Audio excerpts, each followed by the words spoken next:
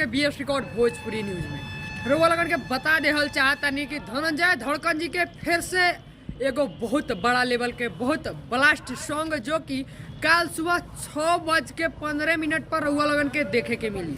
तो बता देहल चाहतानी जितना भी भाई ये वीडियो के देखत रहे आप लोगन से हम कहल चाहे कि सबसे पहले जे भी ये भाई हमारा वीडियो के देखत रहे सब लोग जे चैनल के सब्सक्राइब नहीं के कैले आप लोग सब्सक्राइब कर ली।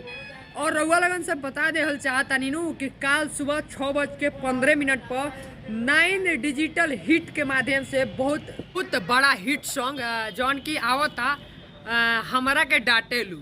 तो बता देहल चाहतानी रउआ लगन तैयार हो जाइए। कल सुबह 9 डिजिटल हिट के माध्यम से धनंजय धड़कन जी और नेहा राज जी के बहुत बड़ा लेवल के वीडियो छूटी 9 डिजिटल हिट के माध्यम से कल सुबह 6:15 पर जौन की धनंजय धड़कन जी के साथ जौन एक्ट्रेस काम कैले बाड़ी मॉडल के रूप में जे कि ज्योति ठाकुर बाड़ी।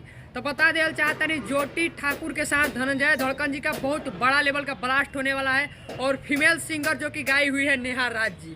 तो बता देना चाहते हैं कि तैयार हो जाइए आप लोग। कल सुबह 6:15 पर 9 डिजिटल हिट के माध्यम से गाना सुनिएगा लोग आप लोग और प्यार दुआ आशीर्वाद जरूर दीजिएगा भाई के ऊपर अपना।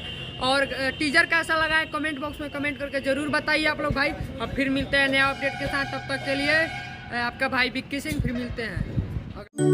भोजपुरी की खबरें जानने के लिए सब्सक्राइब कर लीजिए बीएस रिकॉर्ड भोजपुरी।